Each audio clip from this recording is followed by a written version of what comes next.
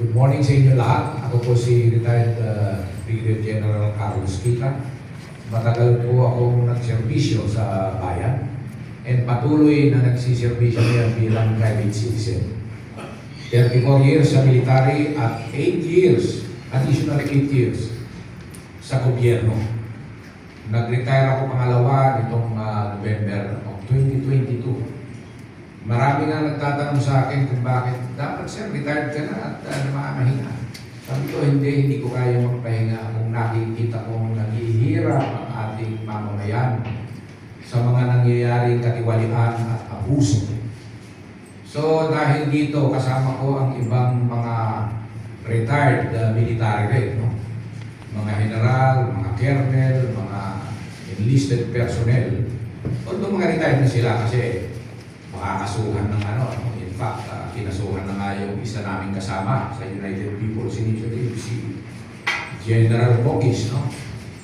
Pagdating niya sa galing sa abroad ay inaresto, pinusasan at buti na lang sinalubong namin, nasikaso namin at yung ding araw na yun ay nakapag-bail. Kung hindi dito ay talagang himas rehas siya.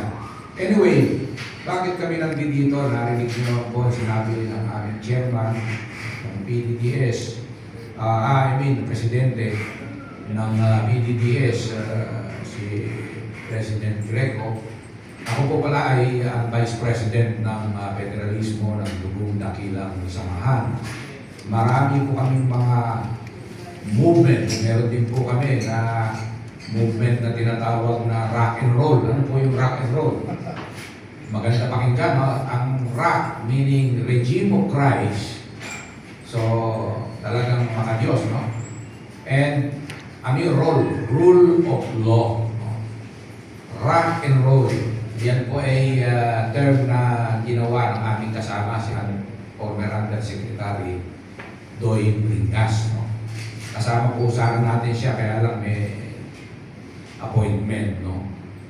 Anyway, patuloy po kami, marami pang iba, no? United People's Initiative, Filipino Tayo Movement, and FGF, kilala niyo naman yung sa FGF, yung Filipino Guerrilla Forces, yung vlogger na katulad ninyo, si Colonel Metran, no? Kasama po namin yan. At marami pang iba.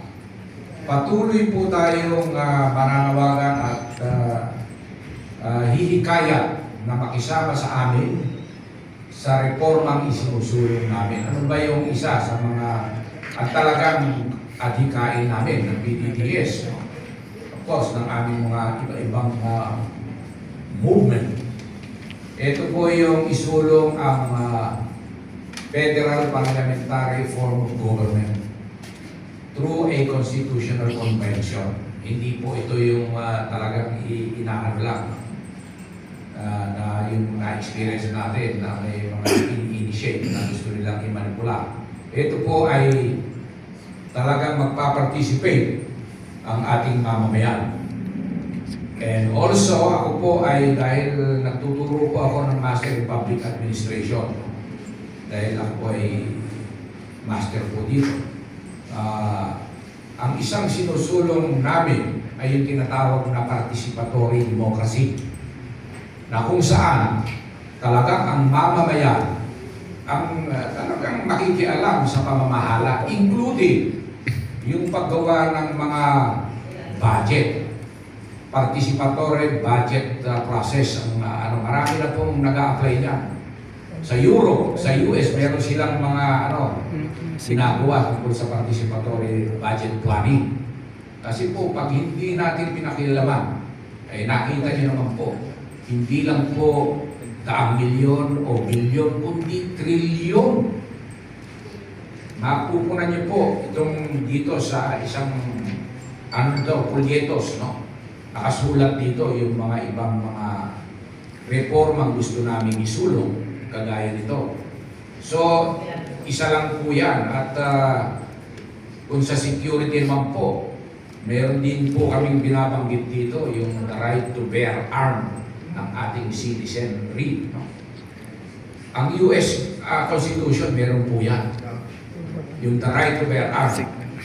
Kasi po, yan po ang isang pamamaraan ng mamamayan. Dahil ang tunay na kapangyarihan ay nasa mamamayan po. Pinahiram lang po natin yan sa mga otoridad, sa gobyerno, dahil trusted natin sila. Pero pag inabuso nila to at ninakawan ng mamayanan, nangyayari ngayon. Although sa konstitusyon natin wala po yan. Hindi po nakalagay. Dapat po gusto namin isulong na karapatan ng tao ay pagprotektahan ang kanilang sarili at ang kanilang mga interes laban sa mapang-abusong gobyerno. Isa lang po yan sa mga isinusulong namin. Gusto rin po namin ibalik yung local police force, no? Dati po kasi local po tayo. Wala pong Philippine National Police. Hindi po naging maganda ang experience natin, no? Sa PNP, ang kadalasan nga po, nakapakinggan natin, sila pa nga nagiging miyembro ng mga sindikato. Hindi ka naman po natin ninanapakuman din po sa PNP, no? Alam naman natin na talagang may mga sila naman, may mga kasamahan iwali. In fact, kami nga, may kinasuhan kami ni Atty. Pingas, no? Ito lang, Pebrero. May kinasuhan kami mga miyembro ng CIDG. No? 10 yan. Pero yung iba na dismiss yung kanila. Pero merong 3 pulis doon. Yung iba nagtatago na. Kidnap o ransom ang kaso. Hindi ko na hihimayin yung dahil nasa korte na po yan. Marami pong mga tiwaling pulis na involved. Sila pa mismo, ako po mismo, may mga experience dyan, yung aking anak. At iba pa, siguro yung mga anak ko rin. Kaya kailangan po local police force lang. Para po yung nangyari, na-witness natin sa Davao. Kulang ang puwersa doon. Nagpadala sila ng batalyon ng mga pulis doon para anuhan yung iharas yung mga tao doon. Anyway, marami pong iba pa dito na makikita niyo po yan. Sigurado naman po may mga katanungan kayo. And sasagutin po namin yan mamaya. Marami pong salamat sa pagdalo ninyo. Naway, suportahan niyo kami, ang PDDS at ang aming mga movement. Thank you very much, General. The mere fact that they're all here, mahirap na natin ito, no? Kaya ito kayo because they believe in what you're standing for. Okay, Greco, question na. Ano ang reaction ni Vice President Sara dito sa inyong mungkahi?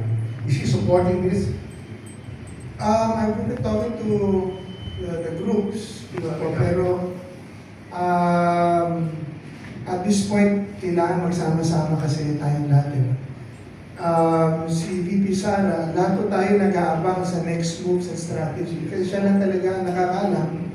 I was surprised in a good way sa kanyang announcement.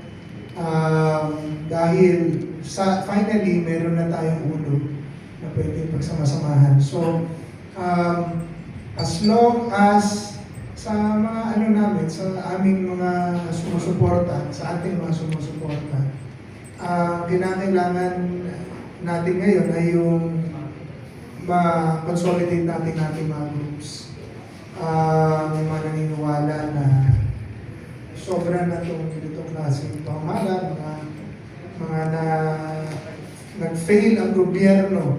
Yung Pangulong Marcos, ito pa rin ang kanyang mga ipinangako at ituloy ang mga programang nagustuhan natin ay magsama-sama towards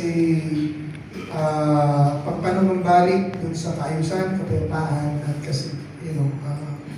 kalusugan ng ating ekonomiya at politika. So, we are throwing our support to VP Sara, and of course we're communicating with this group. And ang ating pong supportang binabato, nililiwanag natin, ay hindi lamang na sa kanya as a person, pero bilang partido, amin pong minumungkahi na pagsama-samahan talaga natin ay yung mabago natin ang sistema na siya ang mangunguna dahil ito ay pinamunahan din ng kanyang ama.